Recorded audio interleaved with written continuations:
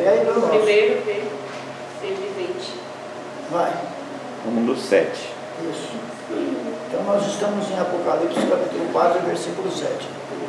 O primeiro ser vivente é semelhante a leão, o segundo semelhante a novilho, o terceiro tem o rosto como de homem, e o quarto ser vivente é semelhante à águia, quando está voando.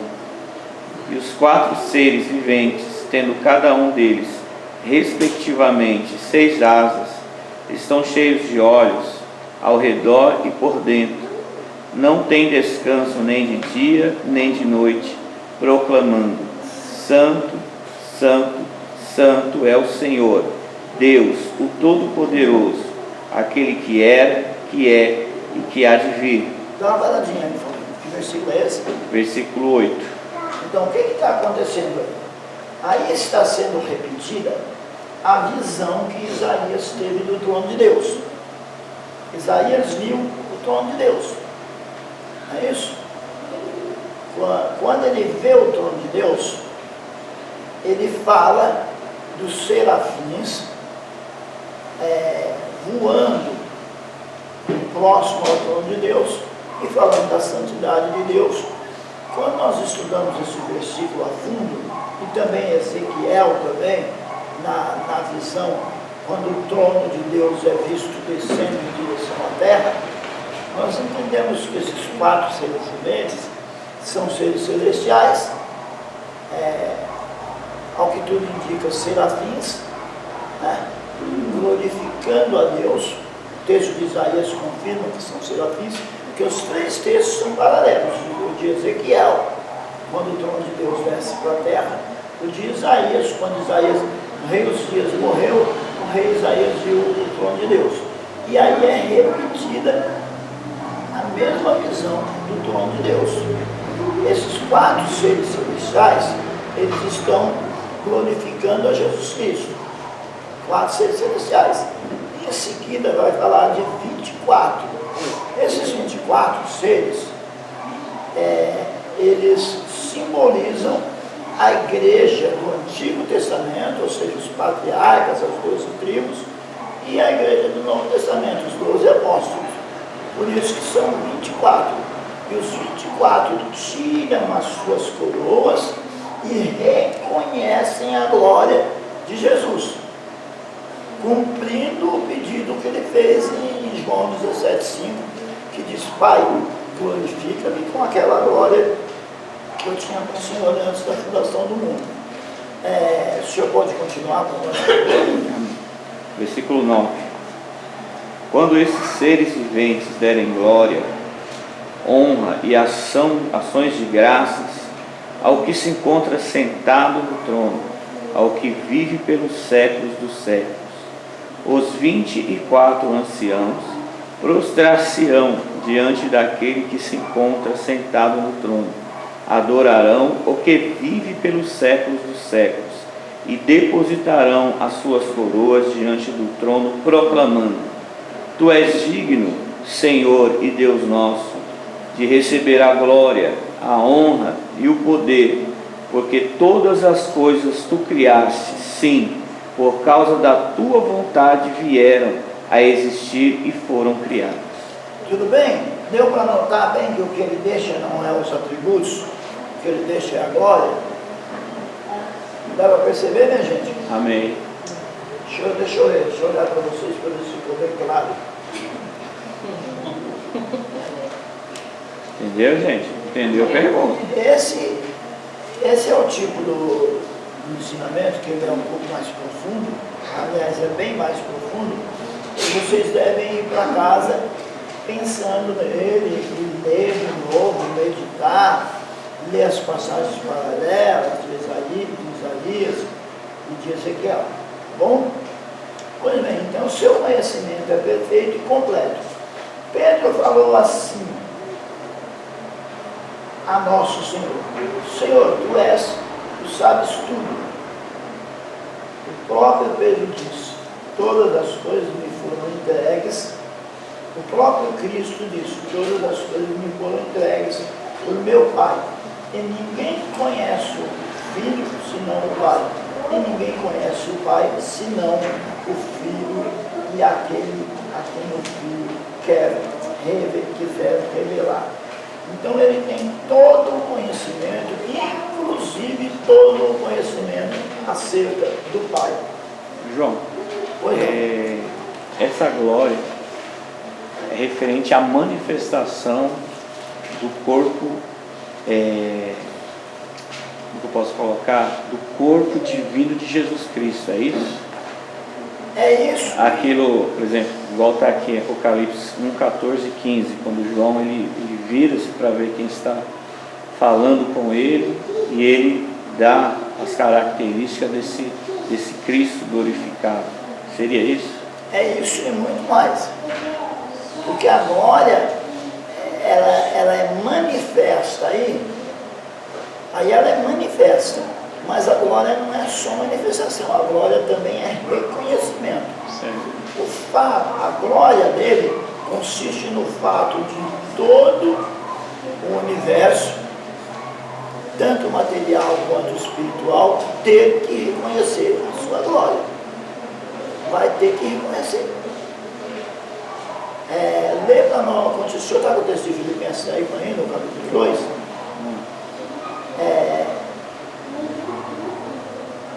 Filipenses 2.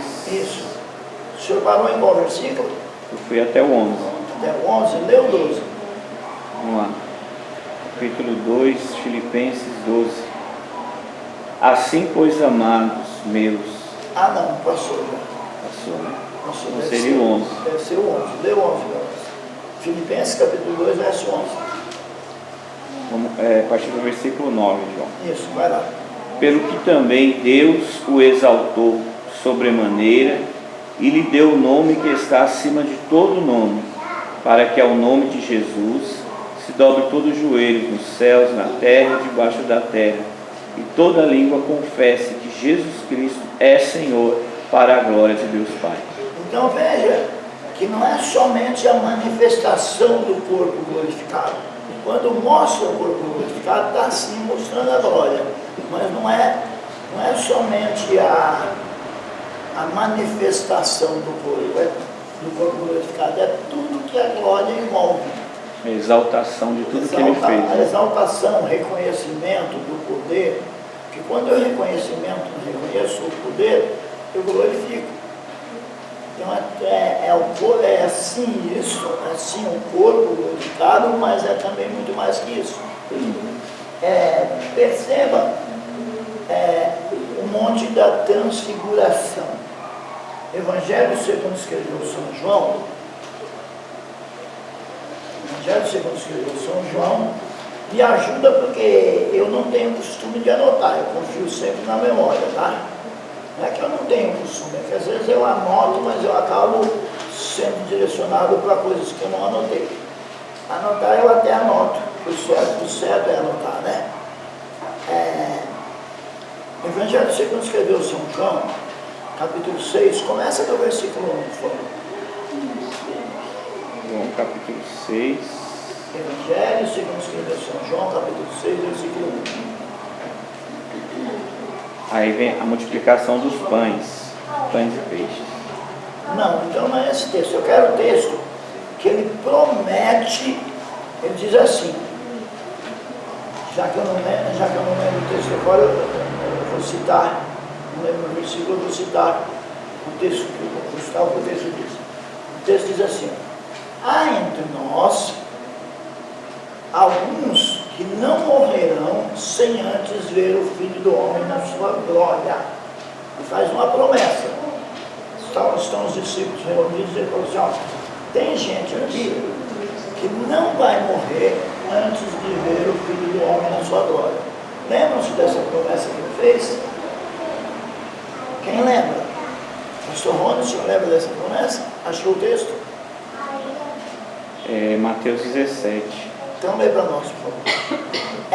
Como esses evangelhos são chamados sinóticos, o que é evangelho sinótico? Segura aí um pouquinho para você. O que é evangelho sinótico? Gente, alô? O que é evangelho sinótico? O evangelho sinótico é Mateus, Marcos e Lucas. Por que eles são chamados sinóticos? Porque eles têm muita coisa que é repetida nos três, que em João não tem. Então esses 4 evangelhos são chamados sinóticos. Quando nós formos estudar os evangelhos, eu explico isso melhor para vocês. Então Mateus, Marcos e Lucas são chamados evangelhos sinóticos. Eles têm muitas coisas que em João não tem.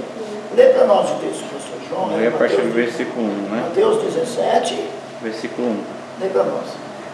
6 dias depois, tomou Jesus consigo a Pedro e aos irmãos Tiago e João. É isso. 6 dias depois do quê? 6 dias depois de ele ter prometido, então está um pouco antes. 6 dias depois de ele ter prometido que havia pessoas ali que não morreriam sem vê-lo na sua glória. Ele prometeu e cumpriu. Lê para nós. O 17, o anterior. 17, versículo 1. Continua aí. Porque eu já expliquei para o povo 6 dias depois do quê? 6 dias depois da promessa que ele fez. Eles estavam todos juntos e ele prometeu. Falou, ó, tem algumas pessoas aqui que não morrerão sem ver o Filho do Homem na sua glória. Ele fez essa promessa. Aí, 17, versículo 1, 6 dias depois. 6 dias depois, tomou Jesus consigo a Pedro e aos irmãos Tiago e João e os levou, em particular, a um alto monte. Dá uma paradinha, por favor. Ele levou quem com ele? Pedro, Tiago e João. Pedro, Tiago e João. Pois bem, são os 3 homens do chamado círculo íntimo. São os 3 mais chegados. Tá bom? Esse Tiago aí é o que escreveu o Evangelho? Provavelmente, a carta a Tiago? Provavelmente não. Por que provavelmente não é ele? Porque a maioria dos teólogos concordam que quem escreveu a carta de Tiago foi o irmão de Jesus. E os irmãos de Jesus só se converteram depois da morte dele. Então, provavelmente, depois da morte e da ressurreição dele, os irmãos de Jesus não criam nele. Tinham dificuldade. Como é que você foi criado junto com seu irmão mais velho e seu irmão mais velho é Deus? Como é que é esse negócio? Já pensou você tem um irmão mais velho que é Deus? E o irmão sempre vê defeito no outro, aquela coisa toda. Tem aquela competição entre os irmãos. Então eles tinham dificuldade de crer. Então esse Tiago aí, tudo indica que não seja um irmão de Jesus, tá?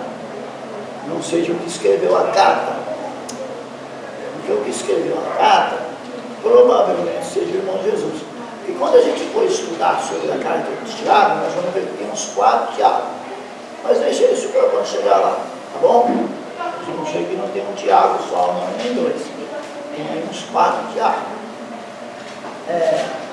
Esses 3 homens são os 3 homens do círculo íntimo.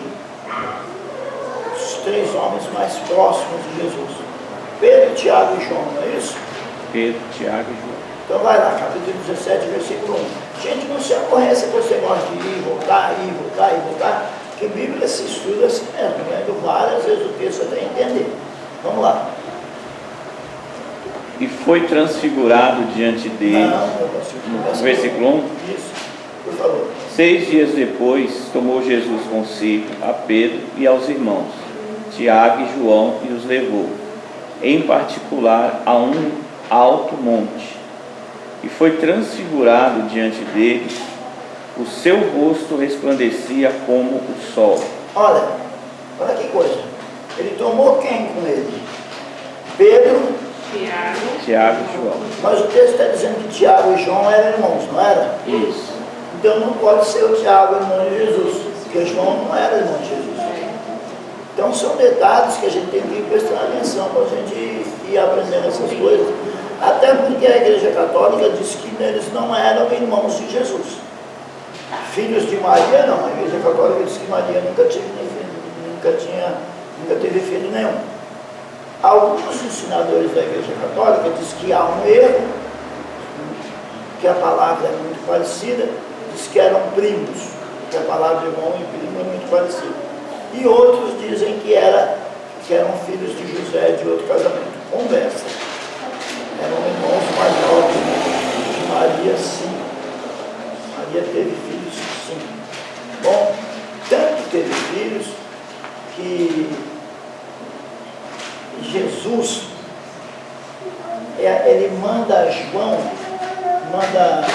adotar Maria como mãe, ser mais um dos filhos dela. Na cruz ele fala: filho, eis aí a tua mãe. Mãe, eis aí o teu filho. Adota ele também. Entendeu? Ela o adotou. Quer dizer, ele o adotou e depois, na velhice, ele cuidou dela. Porque ela vai morrer na cidade de Éfeso, onde João foi pastor durante muito tempo. Né? Mas vamos lá. Ele chama esses 3 homens, Pedro e os 2 irmãos, Tiago e João, que não são irmãos dele, carnais, que João não é. João é apenas um grande amigo, discípulo, que recosta sua cabeça no peito de Jesus. Continua para nós, por favor. E foi transfigurado diante deles, o seu rosto resplandecia como o sol, e as suas vestes tornaram-se brancas como a luz. E eis que lhes apareceram Moisés e Elias. Antes desse aparecimento aí, dá uma paradinha. Percebe que ele cumpriu a promessa dele? Ele não havia dito lá que tinha gente que não ia morrer sem ver o Filho do Homem na sua glória? Procura esse versículo para mim, pastor, está antes do 17:1. Ele faz uma promessa, ele disse assim: ó, tem gente aqui que não vai morrer antes de ver o Filho do Homem na sua glória. 6 dias depois ele cumpre a promessa, ele mostra a sua glória. Então a glória é sim um corpo glorificado, a manifestação da glória é o corpo glorificado de Cristo. Mas só que a glória não é só isso, a glória é todo o domínio, todo o respeito que se tem que ter por ele e assim por diante. Achou, minha pastora? É 16, 28. 16, 28. Lê para nós, por Mateus. favor. Mateus 16, 28. Pode ler para nós.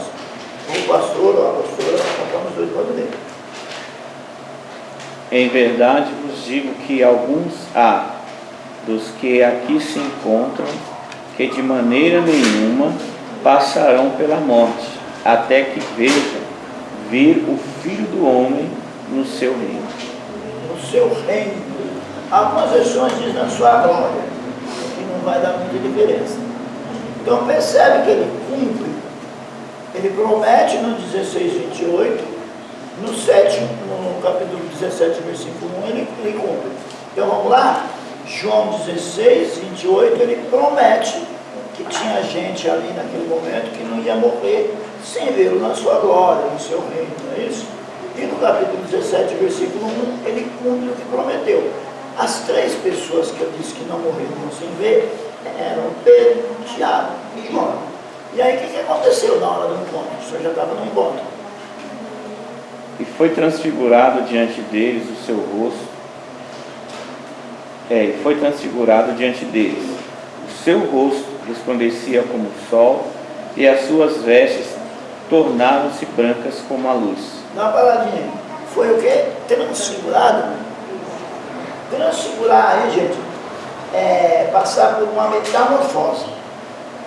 A palavra grega metamorfê, meta e além, morfê, forma. Passar por uma metamorfose, mostrar uma forma além. Ele mostrou como ele é além da sua forma física.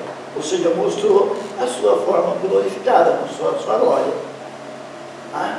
Ele fez o que diante deles? Se transfigurou. Ele foi transfigurado diante deles. A palavra figura aí, aparece a palavra grega morfê, que é forma, figura, essência, desenho. Tá bom? Então lá se transfigurou diante deles. O seu rosto resplandecia como o sol, e as suas vestes tornaram-se brancas como a luz. E eis que lhes apareceram Moisés e Elias falando com ele. Então disse Pedro a Jesus: Senhor, bom é estarmos aqui. Se queres, farei aqui 3 tendas, uma será tua, outra para Moisés e outra para Elias. Para um pouquinho. Pedro ficou tão extasiado que esqueceu dele e dos outros, só 3 tendas, o resto. Fica aí no sol, na chuva, não tem problema não. Tem 3 tendas para vocês, 3, a gente se vira. Né? A gente se vira. Não é isso que ele falou, meu pastor? Isso. Repete para nós aí para ver. Então disse Pedro a Jesus: Senhor, bom é estarmos aqui. Se queres, farei aqui 3 tendas. Uma será tua, outra para Moisés e outra para Elias. Só para o sobrenatural. Me lembra um corinho que eu gosto muito que diz assim: de mim mesmo se esquecer, de nós mesmos se esquecer e só pensar em Cristo Rei. Jesus, lembra disso? Levantemos nossas mãos para glorificar ao Rei Jesus. De nós mesmos se esquecer e só pensar em Cristo Rei Jesus. Pedro esqueceu dele, só pensou em Cristo. É o que a gente tem que fazer. Tem momento que a gente tem que se esquecer de nós, se desligar da terra e só pensar em Cristo Rei Jesus. Glória. Continua, meu pastor, por favor. E falava ele ainda quando uma nuvem luminosa os envolveu, e eis, vindo da nuvem, uma voz que dizia: Este é o meu filho amado, em quem me comprazo, a ele ouvi. Olha aí, o pai dando testemunho do filho. Esse é o meu filho amado, em quem eu tenho prazer, em quem eu me comprazo. Eu amo ele, eu gosto dele. Repete para nós. Falava ele ainda quando uma nuvem luminosa os envolveu, e eis, vindo da nuvem, uma voz que dizia: Este é meu filho amado, em quem me comprazo, a ele ouvi. É a ele que nós temos que ouvir, é ao filho que nós temos que ouvir. Tem gente que gosta de ouvir voz de anjo, né? Mas diz que é o filho que a gente tem que ouvir. Eu tenho, sabe, eu gosto de anjo, mas eu tenho um certo preconceito, porque já caiu um de lá de cima, já se arrebentou. Então,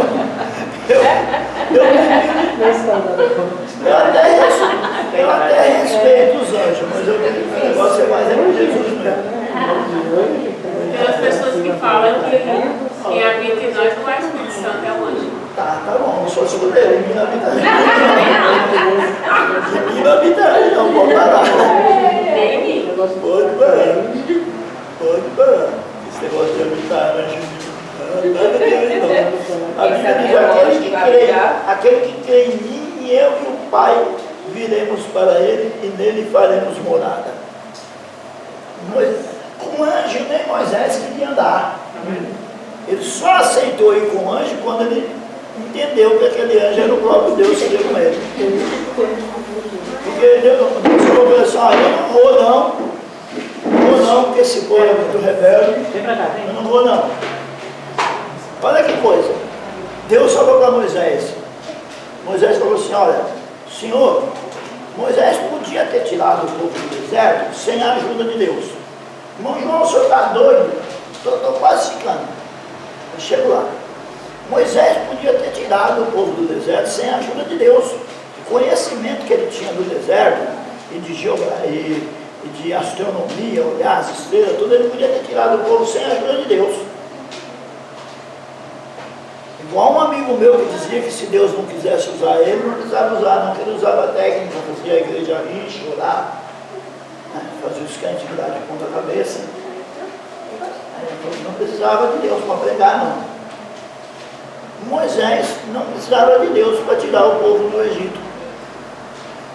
Mas ele não meteu-se a besta, como esse amigo meu que metia-se a besta a pregar usando técnica. Ele disse que não precisava de Deus para pregar, porque para isso ele estudou, para isso ele tinha técnica. Moisés não quis saber da técnica que ele tinha, não. Moisés falou para Deus: Senhor, se a sua presença não for comigo, não me faça sair daqui, eu não vou para lugar nenhum se o senhor não for. Aí Deus falou para ele que não ia, Porque o povo era rebelde, se ele fosse, ele ia matar o povo no caminho. Esse povo vai aprontar, eu vou matar esse povo no caminho. Mas aí Deus diz que vai enviar um anjo com Moisés. E Moisés, relutante, aceita.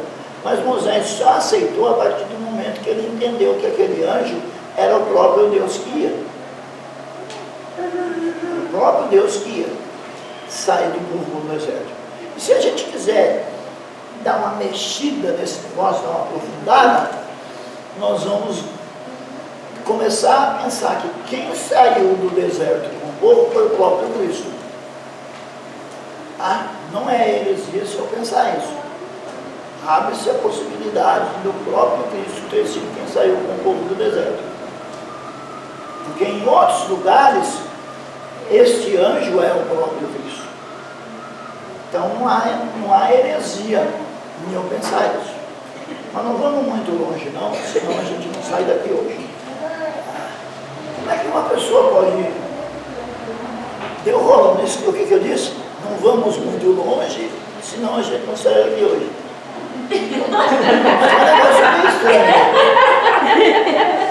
Alguém pode me ajudar? Alguém pode me ajudar a sair dessa trilha que eu entrei? Vamos adiante. Não tem como, né? Acho melhor deixar esse negócio pra lá, né? Como que faz isso, gente? Vai que eu tento explicar, vai que piora, né? Como que faz isso, Levantamos. Melhor não fazer isso não, né? Melhor não tentar explicar não, vai que piora, né? Eu tinha uma irmã que já não está mais com a gente, que ela dizia o seguinte: João, não tenta explicar não, que vai piorar. Deixa melhor não tentar explicar esse negócio, eu já não sei nem o que eu falei mais. Mas que eu falei alguma coisa complicada, eu falei. E eu não estou aqui para complicar não, estou aqui para melhorar as coisas. Onde é que eu estava mesmo? Depois dessa fria que eu entrei? Versículo 6 de Mateus 17. Então, versículo 6 de Mateus 17. Então, leia o versículo 6 para eu me encontrar de novo, porque já que eu não vou para lugar nenhum, mesmo não vou para longe, eu vou tentar explicar aqui mesmo. Aliás, versículo 5. Falava ele ainda quando uma nuvem luminosa os envolveu. E eis, vindo da nuvem, uma voz que dizia: Este é meu filho amado, em quem me comprazo, a ele ouvi. Continua. Ouvindo-a, os discípulos caíram de bruços, tomados de grande medo. Aproximando-se deles, tocou-lhes Jesus, dizendo: Erguei-vos e não temais. Então eles, levantando os olhos, a ninguém viram, senão Jesus. Então, gente, tem uma complicação nisso aí, tá bom? Os espíritas que praticam a consulta aos mortos, dizem que a Bíblia admite a consulta aos mortos, porque aí apareceu Moisés e Elias. Não teve consulta aos mortos, porque Moisés e Elias não deram conselho nenhum para eles, não é isso? No texto aparece Moisés e Elias dando algum conselho para alguém? Quem estava conversando com Moisés e Elias? Jesus. Só Jesus estava conversando com Moisés e Elias. Então, esse negócio de... Vamos lá, vamos falar desse negócio aí. Já deu para vocês perceber que o tema da aula foi embora, né? O tema da aula era a pessoa de Jesus. Mas a pessoa de Jesus está aqui. Então vamos aí que vai dar certo. Vamos por aí. Então acontece o seguinte. Os espíritas dizem que pode consultar os mortos, porque Moisés e Elias já estavam mortos e apareceram aí. Isso foi consulta aos mortos. Não foi consulta aos mortos, porque eles não falaram nada com os discípulos. Então não teve consulta aos mortos, coisa nenhuma. Outra coisa que a gente precisa saber é que o que houve aí foi um arrebatamento.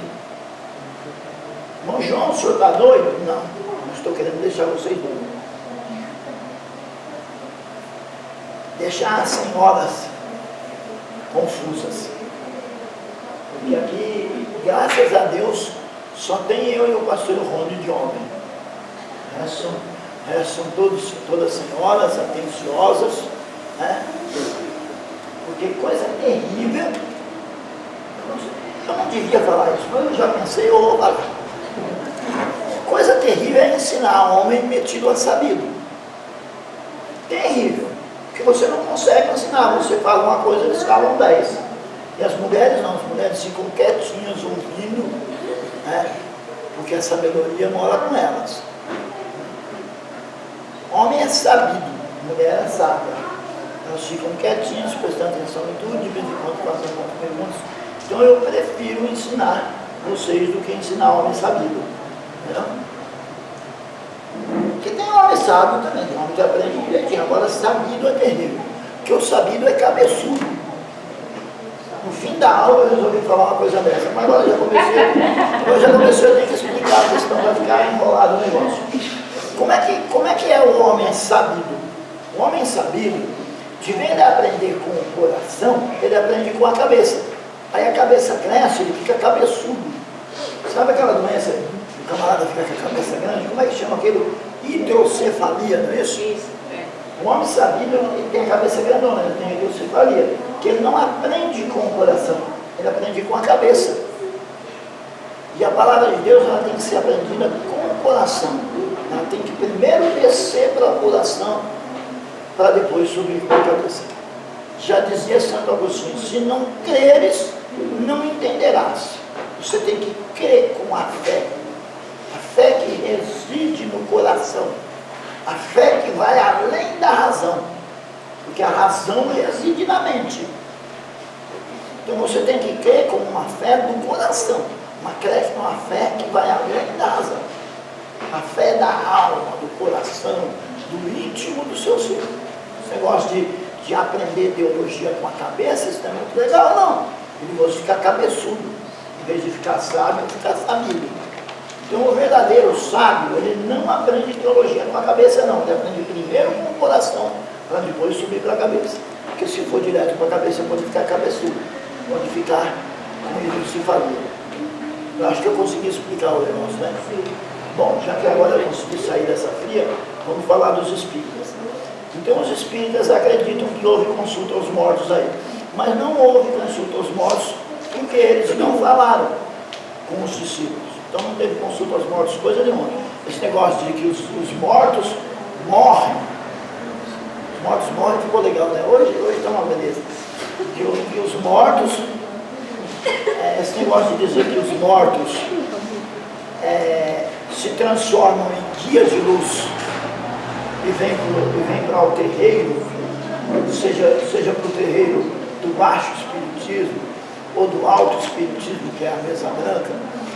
Os mortos morrem e se transformam em anjos de luz, em guias de luz, e vêm dar conselho.